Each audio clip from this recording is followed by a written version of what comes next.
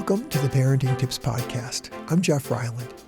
This episode is part 2 of the 2-part series on self-confidence. In the first episode, titled When Children Say, I Can't or I Don't Know How, we discussed some of the origins of that pattern of responses to new or harder tasks for children. We began to discuss some strategies for what parents can do to help children to have courage to keep trying by focusing our praise on their effort for trying rather than the outcome, success or failure of their efforts. We want kids to keep trying. This episode takes a much deeper dive into what self-confidence is and how to help instill self-confidence in children. So, what is self-confidence? Well, self-confidence is having faith and trust in our ability to do things. A child with self-confidence is able to approach new tasks with curiosity and enthusiasm. They can rise to the challenge they face, they can make mistakes, they can learn from them, and they keep trying. It takes courage to have self-confidence. Failure or setbacks are involved along the way. The ultimate measure of self-confidence is the ability to keep trying until you're able to master the new task. Why does self-confidence matter? Well, self-confidence in children matters a great deal as it helps open so many doors for them. Self-confidence allows children to more effectively engage in the learning process and continues to spark their curiosity.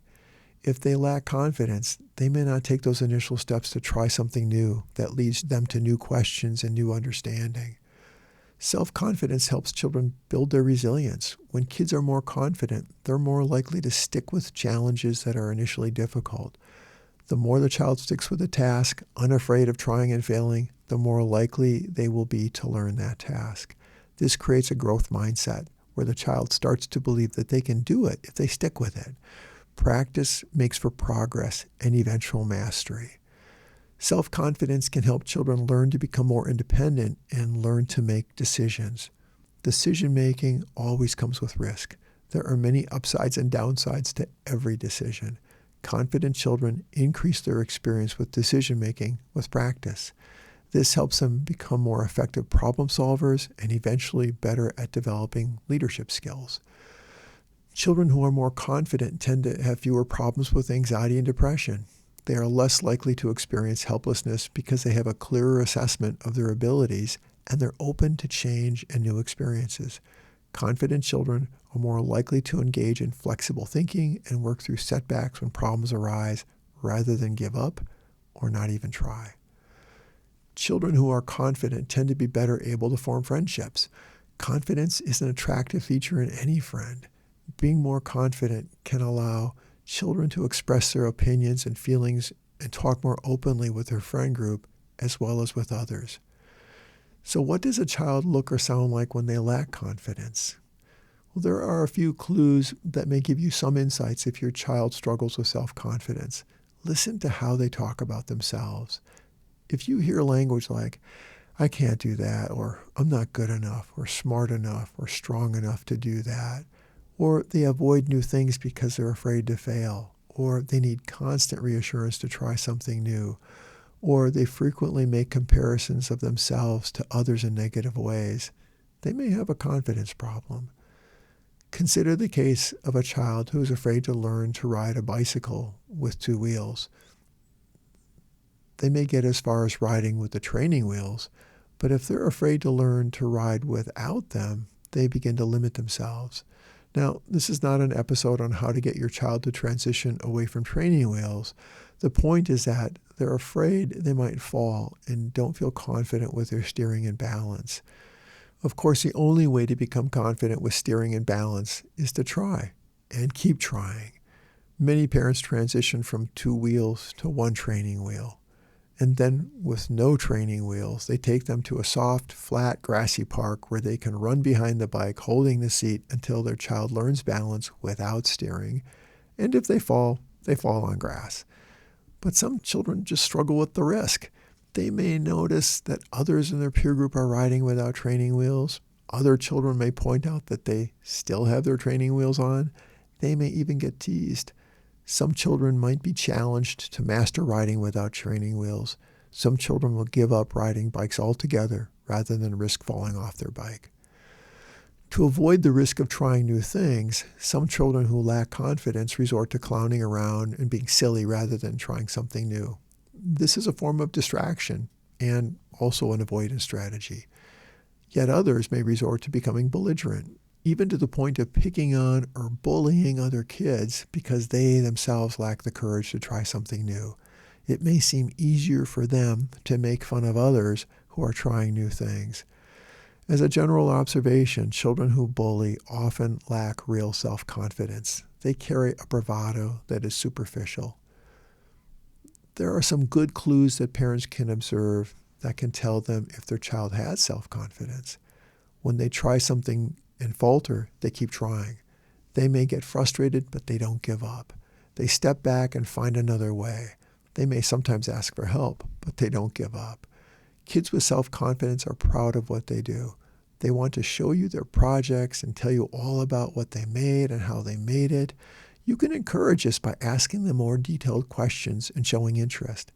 It's not the results you're celebrating. It's their excitement and pride in wanting to show you.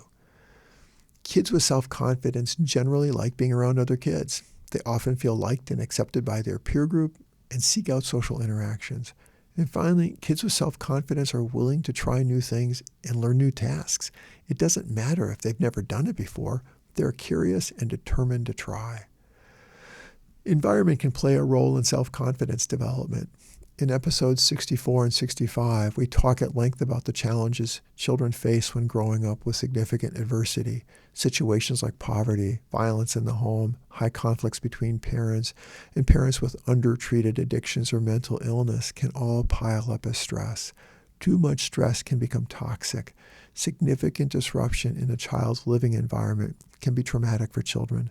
The loss of self-confidence is an unfortunate outcome for many children. However, some of this can be buffered. In episodes 66 and 67, we also talk about protective factors and helping build resilience in children to help them overcome some of those stresses and to become more confident. There are many things that parents can do to help build self-confidence in children. The first strategy you might consider is to model confidence yourself. Remember, parents are the first and best role models for their children. While this is a podcast on parenting, one of the most important parenting tips is to continue to take care of yourself. It is hard to expect your child to be confident if you struggle with confidence yourself. Sometimes becoming a parent challenges us as adults to become the best versions of ourselves that we can become. If you want your child to have courage to try new things, find ways that you can do the very same thing. Your sharing about your own journey to trying and mastering challenges and modeling this for your child can inspire them to do the same thing. I've worked with many children who are so proud of their parents for going back to school, for finishing college or some training program while being a parent. Building confidence in children does not happen overnight. It takes time and repetition. Find qualities about your child that you admire or that you see are emerging in them. Qualities like kindness, patience, or sharing, and point these out. Make a wall poster of qualities you see in your child and review these with them often.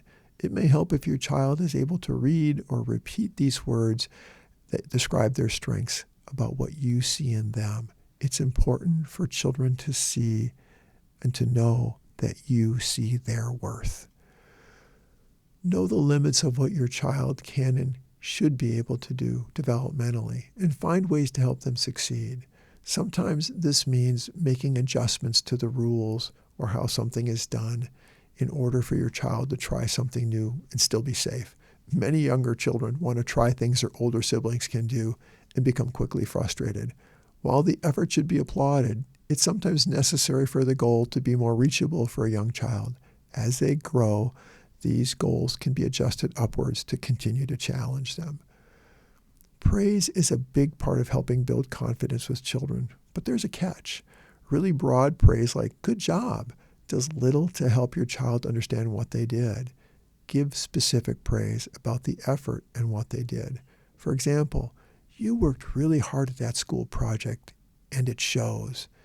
I was watching you build that Lego car. There was a moment when you looked frustrated, but you kept at it. I'm proud of you for going into the deep end of the pool to try to swim across with the teacher. This was the first time you've ever tried. You'll get there soon. Episode 26 on praising kids offers more detail on how to give effective praise and why this is so important. Avoid saying critical, shaming, belittling, and negative comparisons to other children to encourage your child to try something new.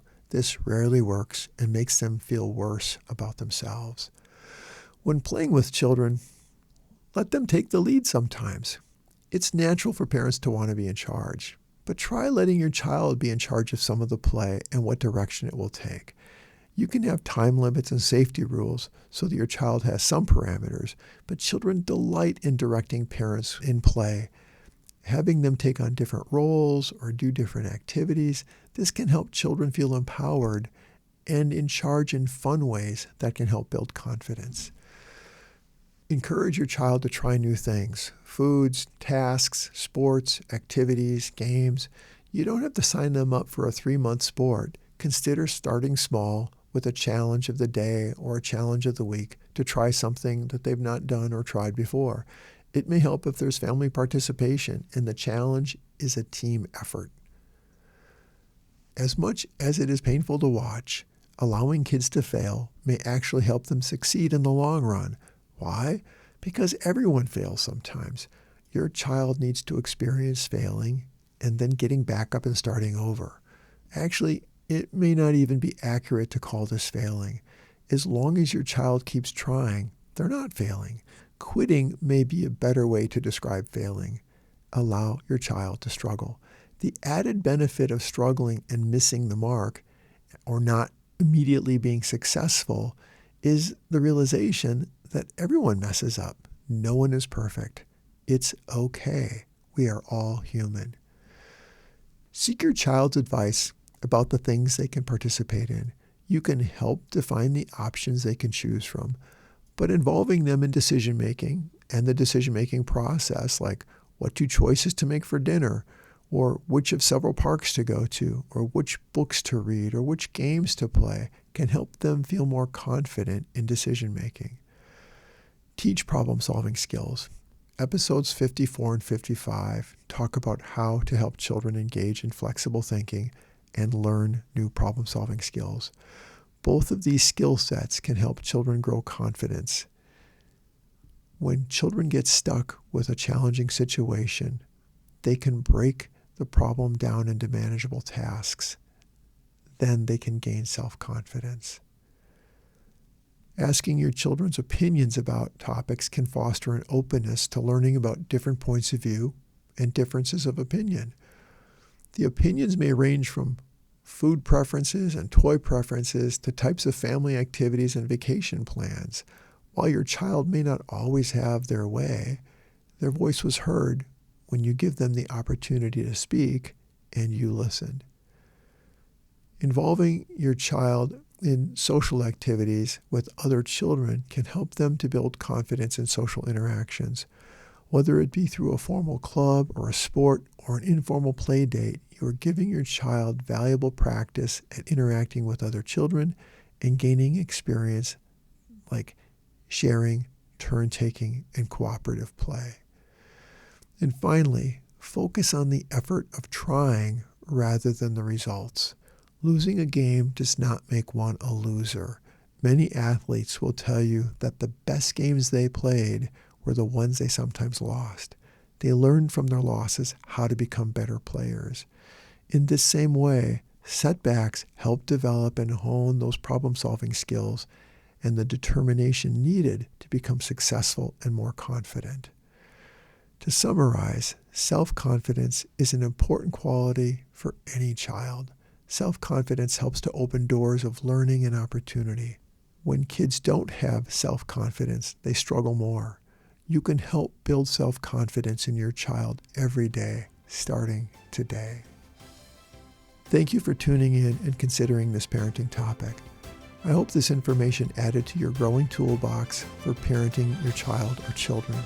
Please consider exploring other topics in this series. Remember, no one parenting tool can do everything. We need many tools to become the best parents for our children. Your children's future depends on you and the time and effort you invest in them today.